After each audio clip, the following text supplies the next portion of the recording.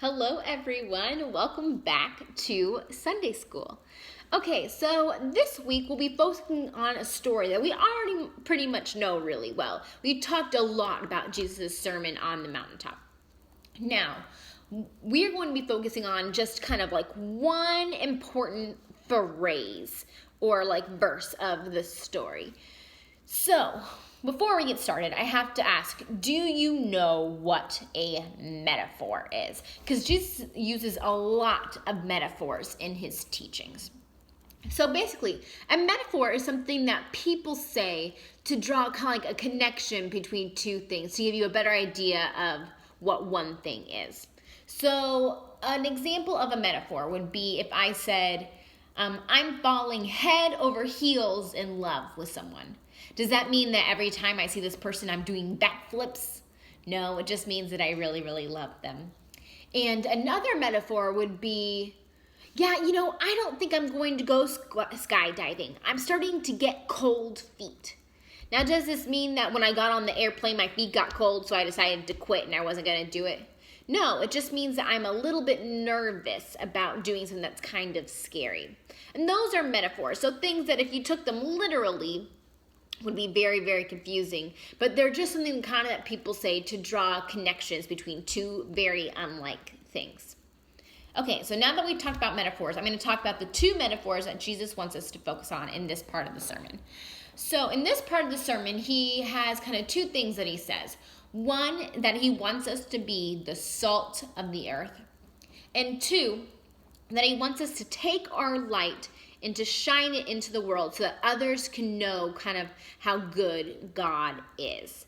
So we'll start with the first one, salt of the earth. Have you guys ever tasted salt? A lot of us have like table salt in like our kitchen or maybe sitting in your dining room. Normally salt and pepper come together, right? Well, if you ever tasted salt, it's kind of a really important thing to have in a kitchen. People use it for all sorts of cooking. They use salt for making cakes, use salt for making soups, you use salt for making bread. You use salt in pretty much everything that you make. But something that they used salt for a lot back then was for preserving things like meat. So you guys have probably had this. Have you ever had jerky before? So jerky is just kind of like dry and salted meat. And jerky lasts a long time. So they would do that to their meat so that way then it could stay good for a long, long time. They wouldn't have to worry about it. So what is Jesus' meaning when he says he wants us to be the salt of the earth?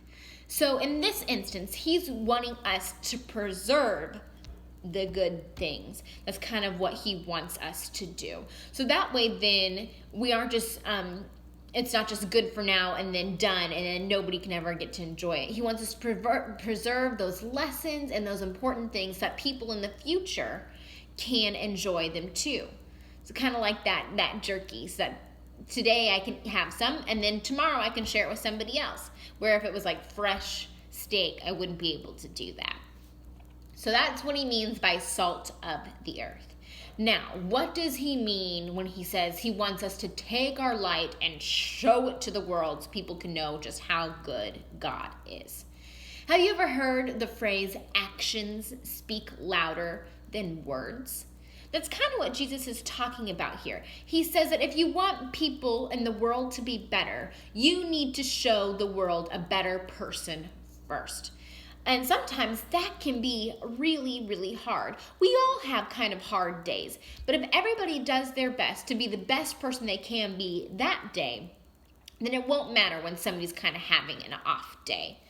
So why does he use the word light? Well, light back then probably came from one of two sources. One, it either came from like the sun or the stars, or it could come from fire.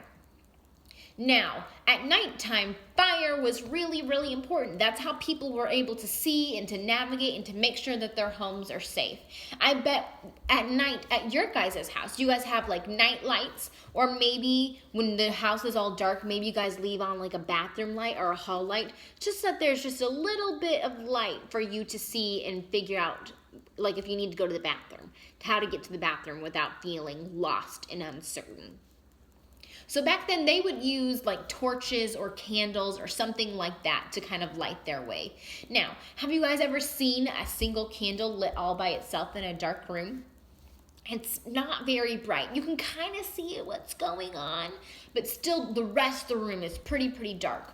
But if I light, say, 30 candles, all of a sudden the whole room is lit up. And that's kind of what he says and means by us all shining our light. So even if one person's light isn't that bright that day, there are 30, 40 other candles or people shining their light to help guide the world where it needs to be. Now, that's really important to kind of share that light with others, because I feel like a lot of times people can get lost pretty easily, and not just like physically lost in a grocery store. Sometimes it can be hard to figure out what you want to do. And if you can be kind of that guiding light or help people figure out what they want to do with their life, then you're helping them kind of figure out their path so they can have a nice, successful, and happy life. So that's why he wants us to shine our light for others to see, because God is capable of all of these wonderful things. And sometimes it can feel like, well, why do I have to show how important God's love is to me, when shouldn't they just be able to figure it out for themselves? But if people are in the dark and they're lost, it can be hard to see kind of all those amazing things that God is capable of. But if we shine just a little bit of light into their life, they're able to then kind of grasp and see what all is going on. So that's why he talks about those two important things. Now, those are pretty common things. I mean, there's sunlight almost every single day, and I'm pretty sure we have at least some salt in every single meal you eat every single day. So why did he choose those two things to talk about? The reason he chose those two very common things is because that was something that everybody has dealt with. Everybody has dealt with sunlight or fire, and everybody has dealt with salt. So when he was giving these metaphors, he was making it so that everybody could understand, not just the educated people. Because back then, not everybody went to school like they do now. Back then, only like the really like important privileged people, like kings, queens, lords, ladies, those kind of people would go to school. But everybody else just kind of learned as they went along. They didn't go to school. So by using those two very common things, he made it so that everybody could understand what he was trying to talk about. Okay, so this week, I'm trying to think. You guys have a code to break that I'm really excited to see if you can figure out, as well as a coloring sheet. And I know in our family talk, it asked if you guys can figure out all the little lights that you have in your life that help you find your way. So I want you to try to keep track of how many lights you have in your life. They can be physical lights, like a night light or a street lamp, or they can be the people that help you find your way. Maybe it's a teacher or a parent or a neighbor, something like that. So if you guys can figure out what those lights are in your life, feel free to shoot me a picture of you with your light to camille.breckenridge@colonialucc.org, and I'd be happy to put all those together so I can see what lights you have in your life. Alrighty, everyone. Well, I hope you have a fantastic Sunday, and I can't wait to see you next week. Bye-bye.